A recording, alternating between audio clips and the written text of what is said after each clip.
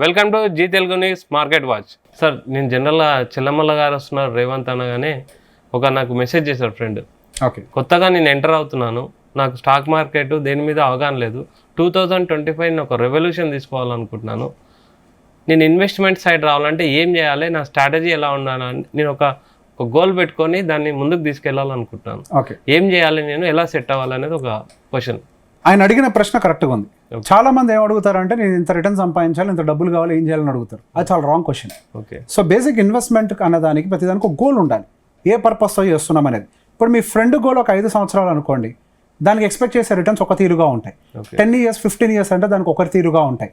So బేసిక్గా for example వాళ్ళ పిల్లల ఎడ్యుకేషన్ కోసం చూస్తున్నారు అనుకోండి, పిల్లల ఎడ్యుకేషన్ ఎప్పుడైనా కానీ 12-13% ఇన్ఫ్లేషన్ తోటి పెరుగుతూ ఉంటుంది, అది యావరేజ్ స్పీడ్. సో బేసిక్గా మనం ఇన్వెస్ట్ చేసేటువంటి ఏ రిటర్న్ అయినా సరే 15 and above ఖచ్చితంగా ఇవ్వాలి.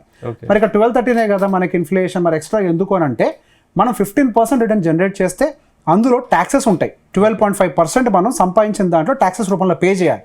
అది పోను మన ఇన్ఫ్లేషన్ అడ్జస్ట్ అయ్యి మన పిల్లల చదువులకు మనం కాంట్రిబ్యూట్ చేయగలుగుతాం. సో ఎప్పుడైనా సరే మనం టార్గెట్ ఏదైతే పెట్టుకుంటామో అది ఎంత స్పీడ్తో గ్రో అవుతుందో చూసి దానికంటే అట్లీస్ట్ ఒక 3-4% ఎక్స్ట్రా మనం రిటర్న్స్ క్రియేట్ చేయగలిగితేనే మన టార్గెట్ని రీచ్ అవుతాం. ఇండియాలో స్టాండర్డ్గా ఒక మాట చెప్తానండి, ఇండియాలో బతకాలి అని అంటే మనం పెట్టే ప్రతి రిటర్న్ ఖచ్చితంగా 15 above ఉండాల్సిందే. 15 below ఉంది అని అంటే మన జీవితంలో ఏది సాధించలేం. సింపుల్.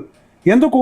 మన గవర్నమెంట్ చూపించే లెక్కలో 6% ఇన్ఫ్లేషన్ ఉండొచ్చేమో, కానీ యాక్చువల్గా మనకి గవర్నమెంట్ చూపించే లెక్కల్లోనే ఫుడ్ ఇన్ఫ్లేషన్ 8.5% ఉంటుంది. అది గవర్నమెంట్ లెక్క, కానీ రియాలిటీలో అది 10 ఉండొచ్చు, 10.5 ఉండొచ్చు, 11 ఉండొచ్చు కూడా. అదే మనకి మెడికల్ అయితే 14 ఉంటుంది, ఎడ్యుకేషన్ అయితే 12 ఉంటుంది. ప్రతి మనిషి జీవితంలో యాక్చువల్గా కీ రోల్ ప్లే చేసేది ఈ మూడే. అంటే మీరు చెప్పే లెక్కలు only as per government norms, అవి గవర్నమెంట్ నామ్స్, అవి ఇంకెక్కువ ఉంటాయి. యా, సో మన ఇన్వెస్ట్మెంట్ టూల్స్ ఏవైనా సరే 15 and above ఉన్నట్లయితేనే మన గోల్ని రీచ్ అవ్వగలుగుతాం. ఇన్ఫాక్ట్ చెప్పాలంటే 16-17+ ఉంటుంది, ఎందుకంటే ట్యాక్స్ కూడా పోతుంది కాబట్టి. అందరూ ఏం చేస్తారు, FDలో పెడతారు, LIC సేవింగ్స్ పాలసీల్లో పెడతారు, అక్కడ మీకు వచ్చేది 6, ఇది పెరిగేదేమో 12. మీ డబ్బులు కరుగుతున్నాయి, పెరగట్లేదు. ఈ దృష్టిలో పెట్టుకొని మీ టార్గెట్కి ఎంత అవసరమో దాన్ని బీట్ చేసే కెపాసిటీ ఉన్న వాటిలో మాత్రం పెట్టుబడి పెట్టాలి. ఓకే సార్, యాక్చువల్గా నిన్న మన సినిమా కూడా రిలీజ్ అయింది లక్కీ భాస్కర్లో. గేమ్లో ఎప్పుడు ఎక్కడ ఎంటర్ అవ్వడం ఎంత ముఖ్యమో ఎగ్జిట్ అవ్వడం కూడా అంత ముఖ్యమని చెప్పారు. Perfect question. అంటే దాన్ని ఎలా సార్ మనం ఎలా అర్థం చేసుకోవాలి సార్? ఇప్పుడు మ్యూచువల్ ఫండ్స్ విషయంలోకి వచ్చేసరికి అందరూ ఎంట్రీ అండ్ ఎగ్జిట్ విషయంలో చాలా తప్పులు చేస్తూ ఉంటారు.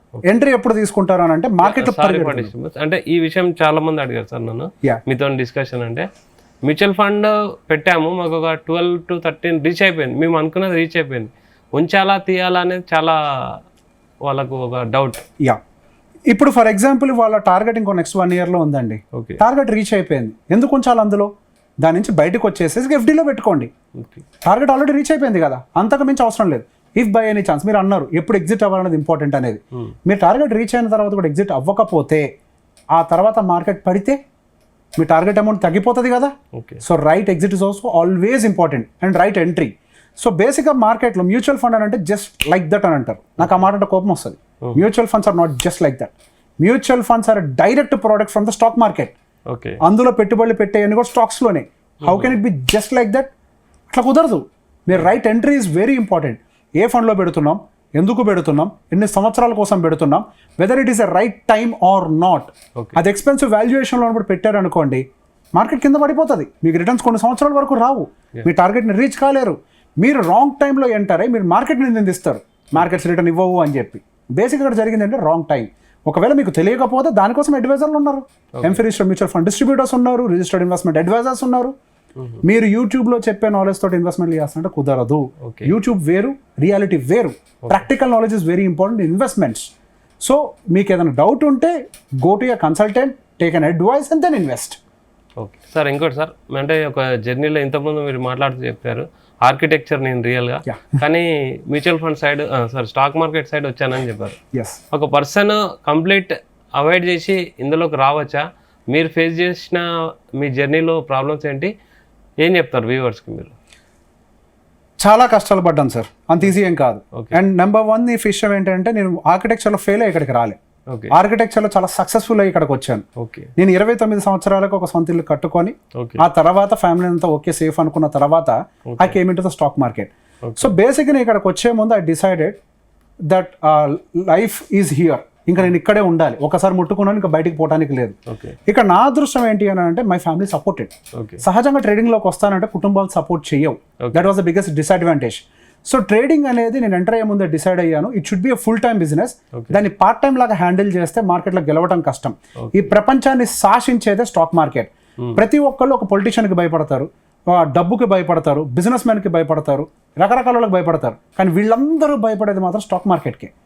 అట్లాంటి స్టాక్ మార్కెట్ జోలికి నేను వెళ్తున్నప్పుడు నేను దాని అల్టిమేట్ రెస్పెక్ట్ ఇవ్వాలి, అది నా ఫుల్ టైం జాబ్ అయి ఉండాలి. సో నేను ఇట్లా దాన్ని పార్ట్ టైం లాగా ట్రీట్ చేస్తే అది నాకు వర్కౌట్ అవ్వదు అని నిర్ణయించుకున్న తర్వాత I came in to the stock market.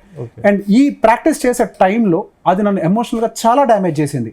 ఒక స్టాక్ మార్కెట్లో ఒక ట్రేడర్కి మాత్రమే తెలుసు, ఒకడు ట్రేడర్ అవ్వాలంటే నేర్చుకోవాల్సిన స్ట్రాటజీ కాదు, వాడు ఎమోషనల్గా స్ట్రాంగ్ అయ్యి ఉండాలి అని, వాడి ఎమోషన్స్ జీరో అయ్యి ఉండాలి అని చెప్పి.